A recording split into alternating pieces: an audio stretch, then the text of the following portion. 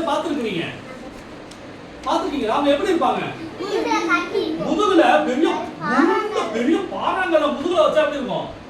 அந்த அளவுக்கு ஒரு கூலு. சரிங்களா? அவங்களால இப்படிதான் நடக்க முடியும்.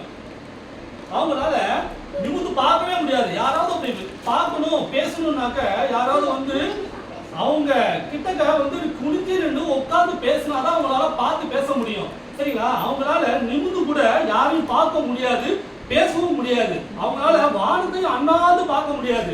சரிங்களா? அப்படிப்பட்ட எவ்வளவு வேணும் நிமிரக்கூடாத கூனி. சொல்லுங்க, எவ்வளவு வேணும்.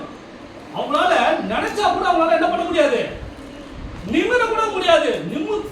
நிமிர ட்ரை பண்ணாங்க அப்படின்னாக்க அவ்வளவு பெயின், வலி. சொல்லுங்க, வலி, வேதனை அப்படி இருக்கும். ஏன்னா முதுகுல என்ன இருக்கு, அவ்வளவு பெரிய கட்டி. ஏன்னா அவங்க அந்த பெரிய பாறைகளை நம்ம மேல வச்சுட்டாங்க, நம்ம நிமிர முடியுமா?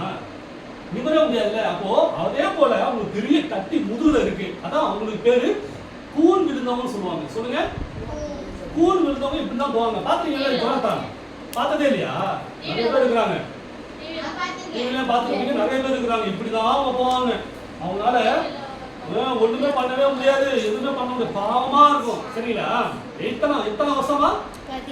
18 வருஷம் அவங்க கூன் விழுந்த வியாதியோடு அவங்க அடைஞ்சுக்கிட்டே இருக்கிறாங்க. அப்போ அந்த நேரத்திலையும் பாருங்க, அவங்க எதை தேடி வந்தாங்க? சொல்லுங்க, சர்ச்சுக்கு, தேவாலயத்துக்கு தேடி வராங்க. எவ்வளவு தூரத்துல இருந்து பாவம் வந்தாங்களோ தெரியல, தடுமாறி அவங்க செருப்பு கூட போட்டுருந்தாங்களா தெரியல. ஆனா கஷ்டப்பட்டு அவங்க எந்த இடத்துக்கு வராங்க? தேவாலயத்துக்கு வராங்க. சரிங்களா?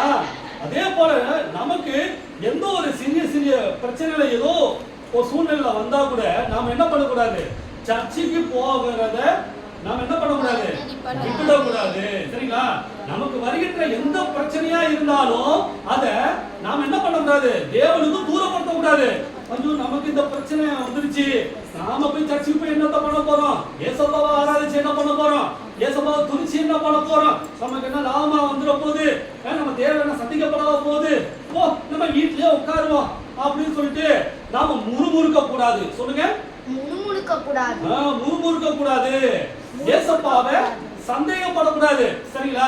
ஆமா, இவர் ஆராதிச்சு எனக்கு என்ன புண்ணியம் பாரு, 18 வருஷமா நான் இப்படியே தான் இருக்கிறேன், இப்படியே தான் நான் நடந்து போறேன், என்னால வானத்தை கூட பார்க்க முடியல, வானத்து நட்சத்திரங்களை கூட பார்க்க முடியல, சூரியன் உதிக்கிறது கூட பார்க்க முடியல,